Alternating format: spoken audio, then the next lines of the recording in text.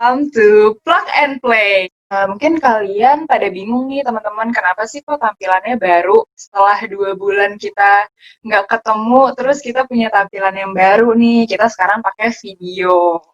Nah, hari ini kita kedatangan tamu istimewa yang mungkin kalian sering lihat namanya dan foto-fotonya disebar-sebar di grup-grup WhatsApp.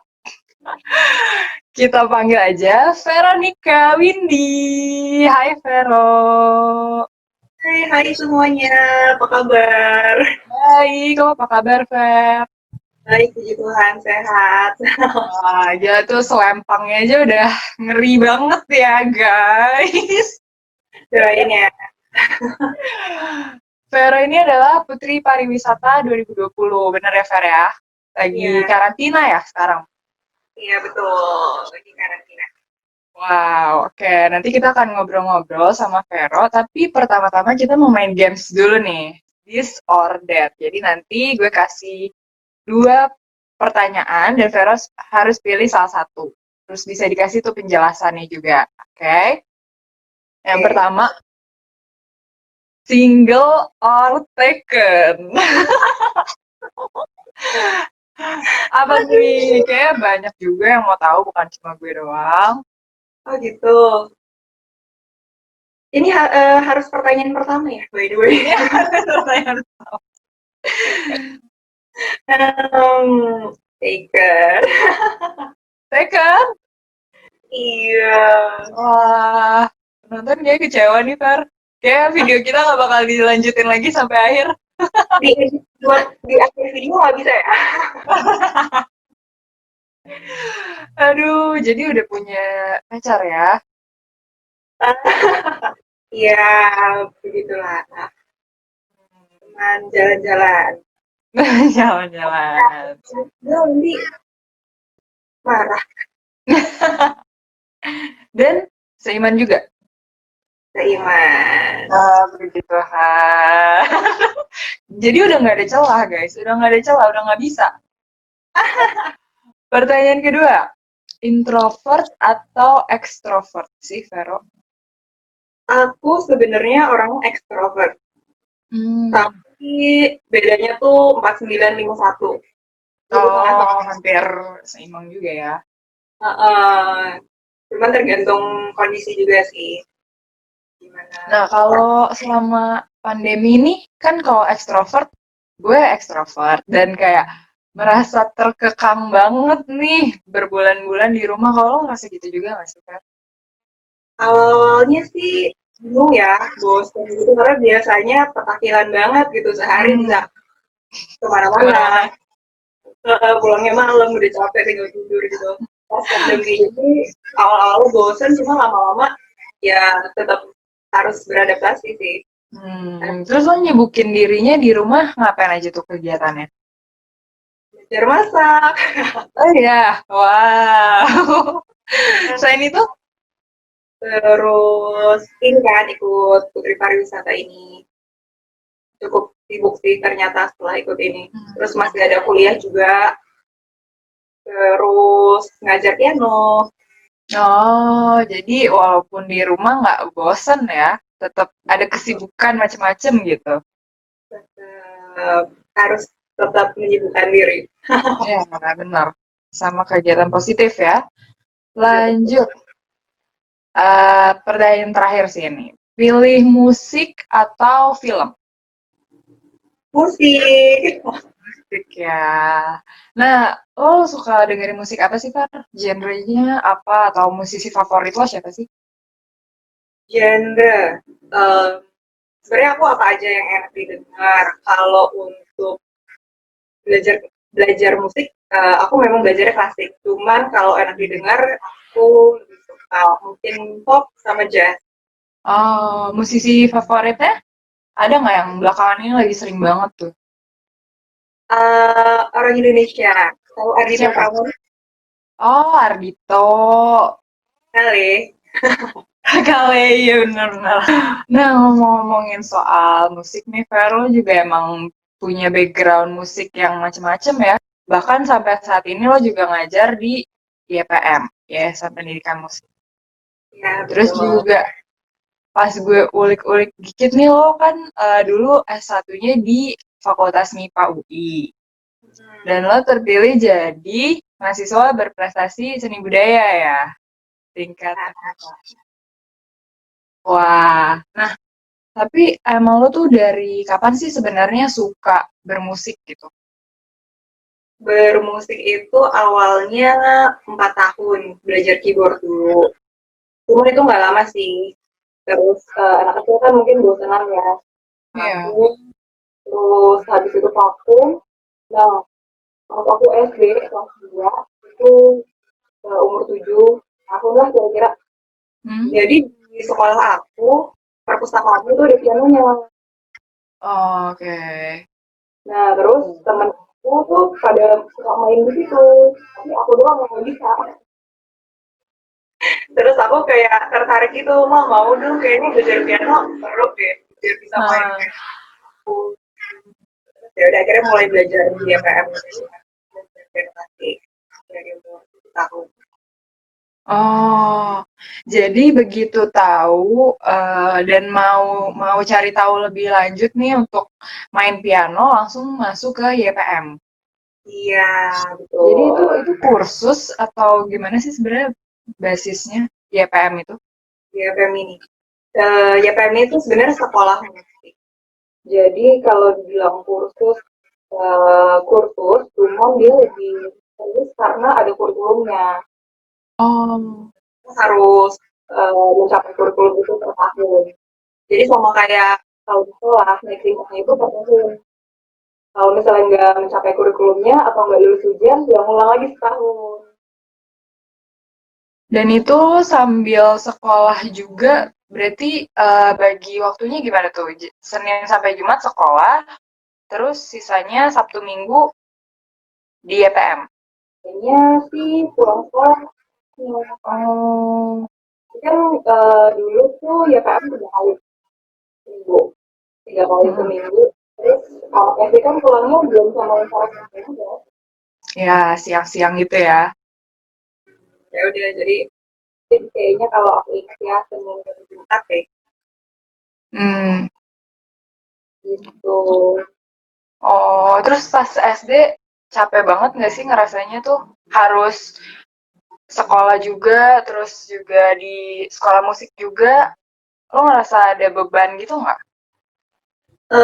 Jujur dulu sebenarnya aku anaknya petakilan, kebanyakan energi. Oh, Uh, kalau misalnya kayak gitu malah dia aku tersalurkan gitu loh. Lagi sekolah, terus lagi gitu, aku juga masih ikut ekskul di sekolah juga. oh, wow, Energinya energinya banyak ya. gitu karena pengen tahu nih. Jadi oh ya udah eksplor ini eksplor itu Hmm. tenang Oh. sih. Dan dari awal berarti orang tua juga support ya, maksudnya langsung total daftarin lo ke sekolah musik itu. Gue juga kan support kalau untuk belajar piano. Orang tua lo strict gitu nggak sih, Fer? Eh sebenarnya trik bisa dibilang gini loh, kalau misalnya kamu udah punya sesuatu harus diselesaikan sampai selesai. Jadi Oh. karena kan ini aku juga yang milih ya belajar Mm. piano. Jadi ya harus selesai gitu. Kalau di tengah-tengahnya aku moodnya mau turun itu pasti ada ya. Karena kan 12 tahun nih jangka waktunya lama banget. Apalagi melewati masa SD, SMP, puber, terus ke SMA. Nah itu pasti naik turunnya ada. Cuman sih kalau misalnya moodnya turun, pasti aku ini dulu siapa yang ini. Oh, tadi kan ada naik turunnya kan yang lo bilang. Nah, yang bikin lo akhirnya tetap bertahan, tetap ngelanjutin sampai akhir, itu tuh gimana sih? Maksudnya itu kan konsistensi kan berarti.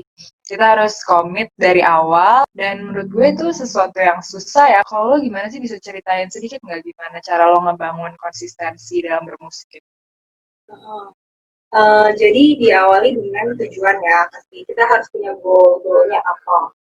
Nah, aku dulu tuh pengen banget jadi pianis. Ah, Pengen banget bisa main piano, konser di hall yang besar, ngerasain rasanya gimana gitu ya. Jadi guru piano juga, ngerasain gimana anak-anak kecil gitu. Jadi karena tujuan itu, aku bikin tujuan-tujuan aja lebih dekat biasanya. oh. Misalnya seminggu, terus nanti sebulan, nanti setahun. Ya udah dari situ sih sebenarnya dijalanin aja, enjoy aja. Nah, Hmm. lama-lama ternyata dia nyampe loh. Hmm. Tapi pernah ngerasain kayak struggle-struggle gitu nggak sih yang pas lo cerita tadi turunnya itu sampai separah apa sih? Demotivasi pas main-main piano gitu pernah lo rasain nggak sih, Fer? Demot ya. Hmm, mungkin bosan latihan itu pasti pernah. Hmm. Itu pernah sih. Apalagi kalau klasik itu kan cenderung sabar banget ya. Karena Hmm. analog, terus piano akustik itu juga semua datang dari tenaga kita. Nggak ada bantuan elektrik sama sekali. Apa misalnya kalau main organ itu kan ada bantuan suara apa gitu kan. Hmm. Hmm. Lihat suaranya. Jadi bisa bikin rame, bisa bikin megah. Kalau piano itu semua tergantung dari usaha kita mencet gimana. Itu aja butuh latihan panjang banget supaya bisa membuat suasana lagunya sesuai dengan yang kita mainkan. Kan pemanasannya aja tuh bisa jam-jam, bahkan itu baru latihan pertama. Jadinya sempat Oh, dari ini bosen sama kecil. iya. Terus pertimbangannya juga kan kalau komit kayak gitu, kita mau tampilkan hal yang lainnya, kayak misalnya mau sama teman-teman, Hmm. waktunya juga jadi berkurang. Hmm. Ini dulu namanya anak kecil gitu ya, jadi kalau misalnya pengen banget nih main sama teman, tapi harus les piano, biasanya di situ. Terus gimana lo menyeimbangkan kehidupan sosial sama teman-temannya juga? Caranya adalah ya kalau misalnya lagi di sekolah, waktunya istirahat ya aku main sama teman-teman. Hmm. Kampus juga gitu kan. Kalau misalnya lagi istirahat ya aku main sama teman-teman aku.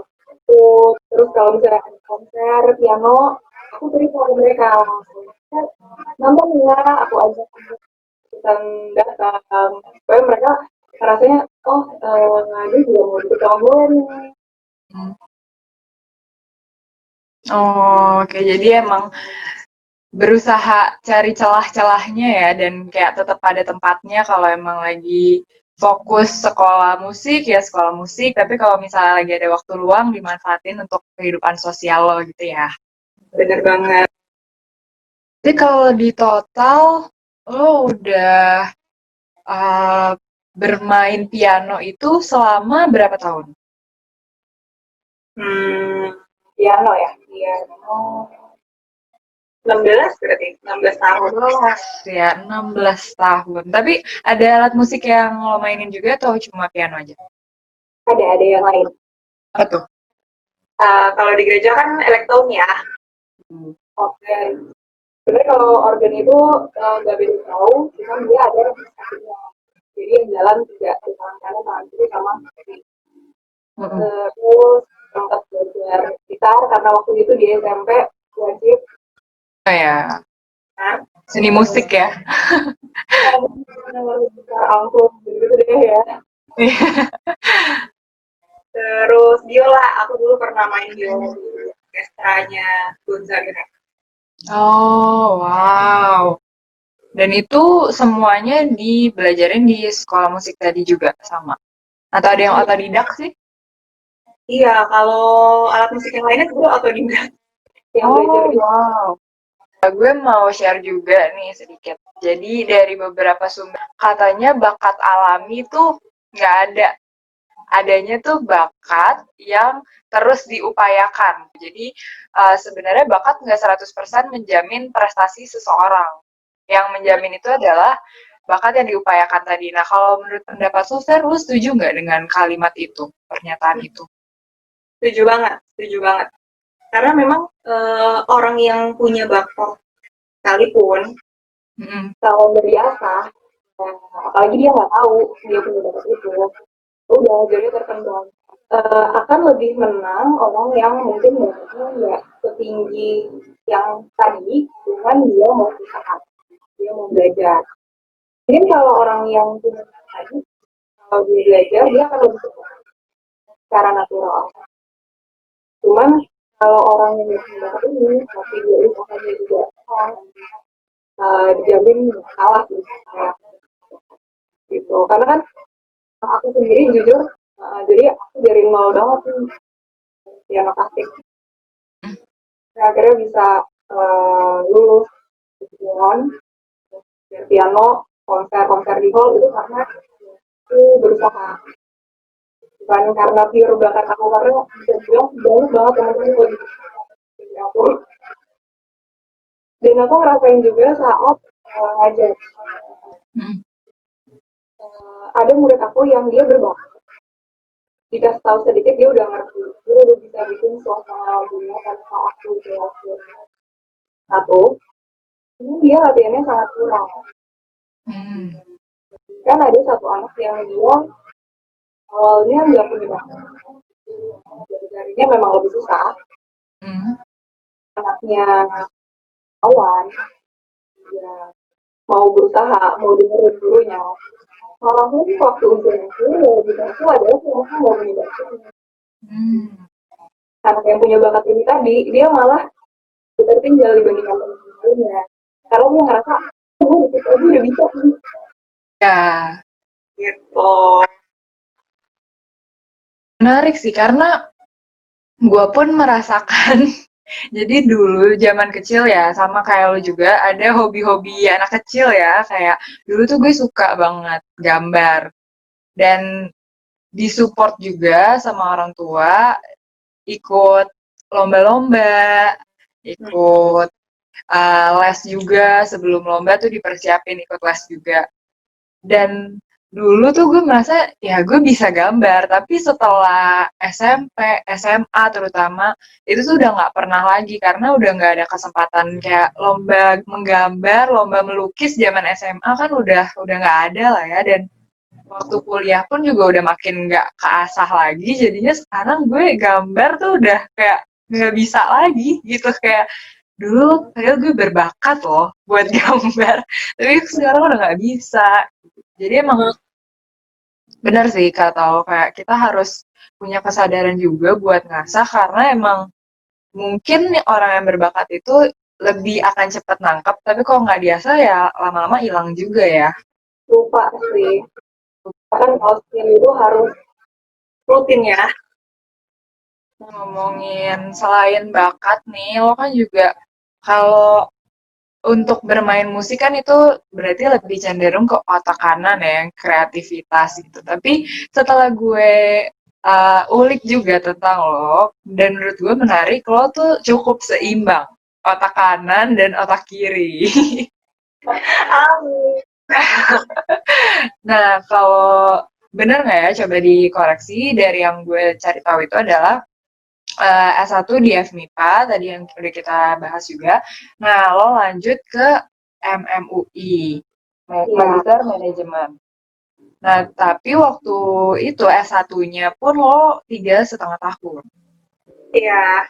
Yes. Nah, lo tuh tipe orang yang rajin ya, Fel? Lo pernah nggak sih cabut kelas gitu waktu kuliah? Kayak ke Dallas gitu, kan lo MIPA kan? Lo pernah nggak sih cabut kuliah ke Dallas atau tipsen gitu, pernah nggak sih? Di kelas ya. Pernah. Kalau itu pernah dong. Tetap. Karena tuh waktu itu jangan dicontoh ya. Waktu itu gue di karaokean. Margo. Oh, Gue ternyata seorang Vero pernah juga loh guys, cabut kelas. pernah. Tapi ya jangan sering-sering lah. Sering-sering ya. Nah, pertanyaannya nih, gimana lo bisa unggul di kedua itu sih, Fer? Untuk yang otak kanannya dan otak kirinya seimbang. Itu tuh gimana sih? Amin. Karena bagi waktu sih, pinter-pinter bagi waktunya. Kayak kalau misalnya lagi kuliah, ya kuliah. Kalau fisiknya lagi di kelas, dia juga lagi di kelas. Karena kan waktunya terbatas nih. Jadi, baiknya.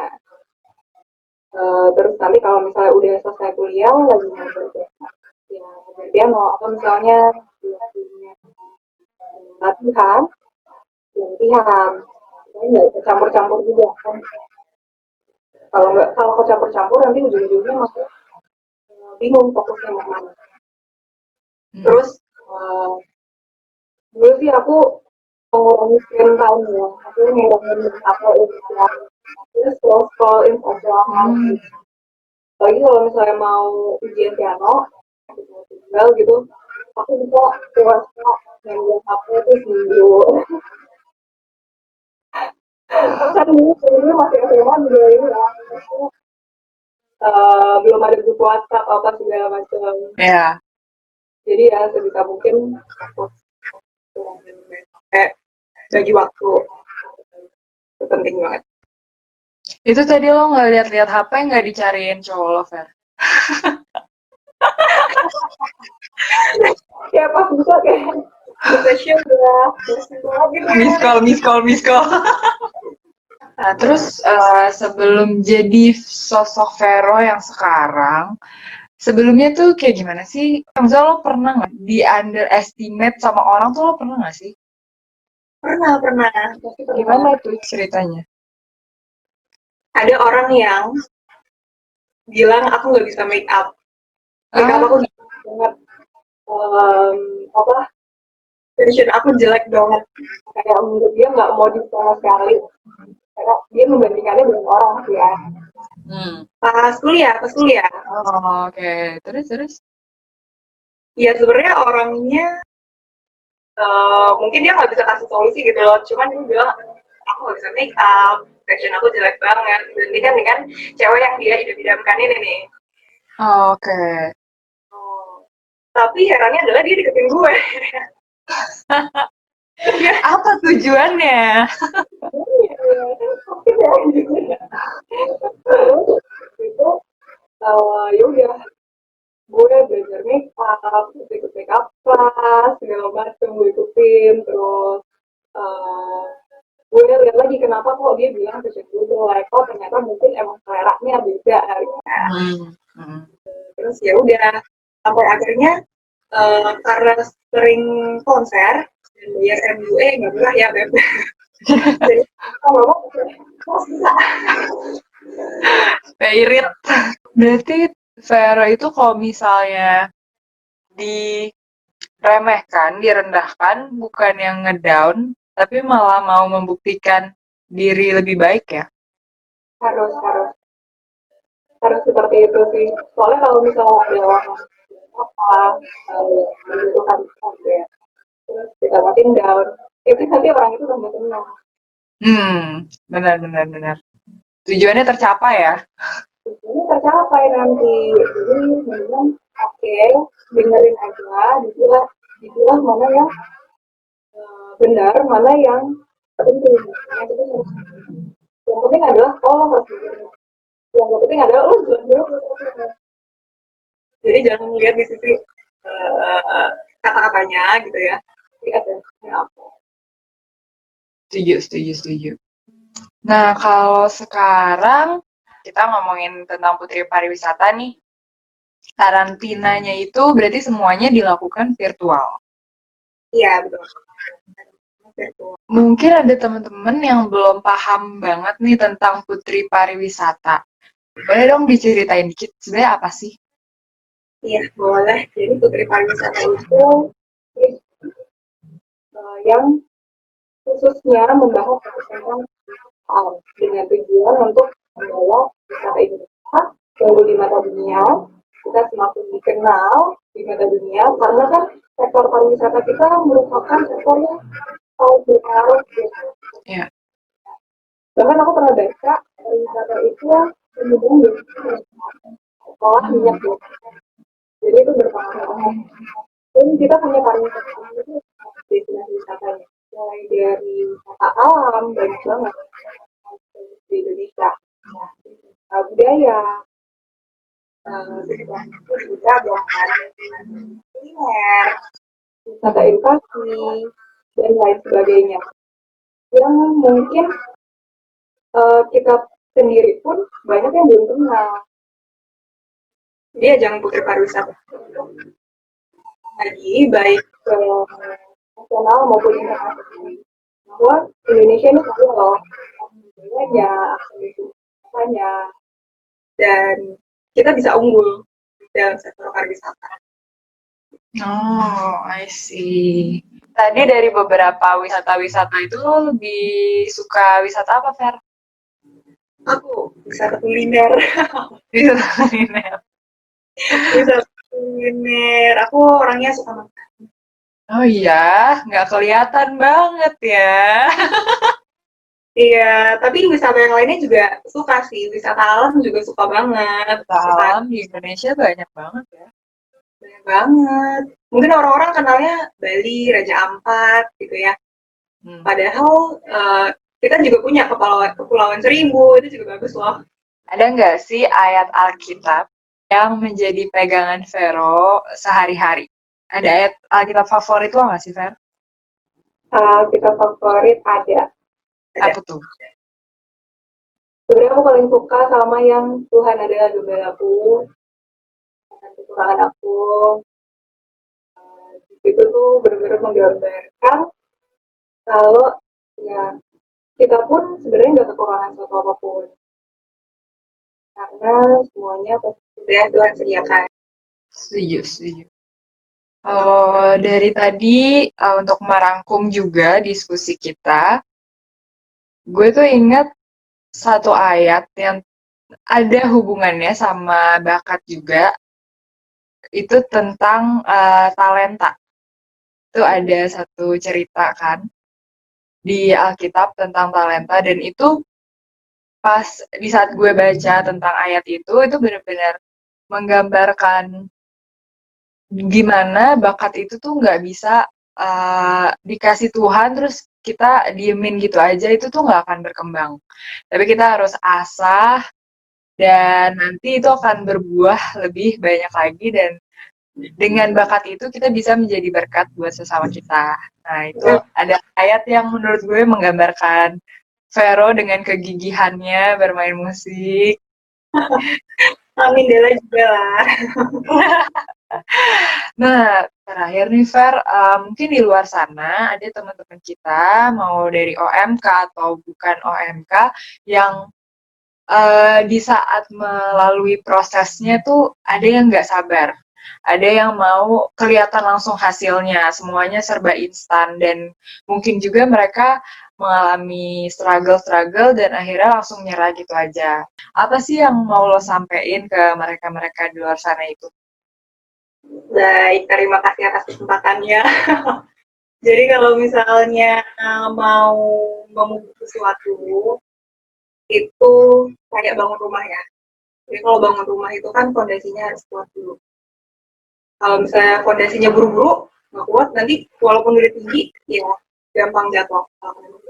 Jadi sabar aja kayak bangun rumah.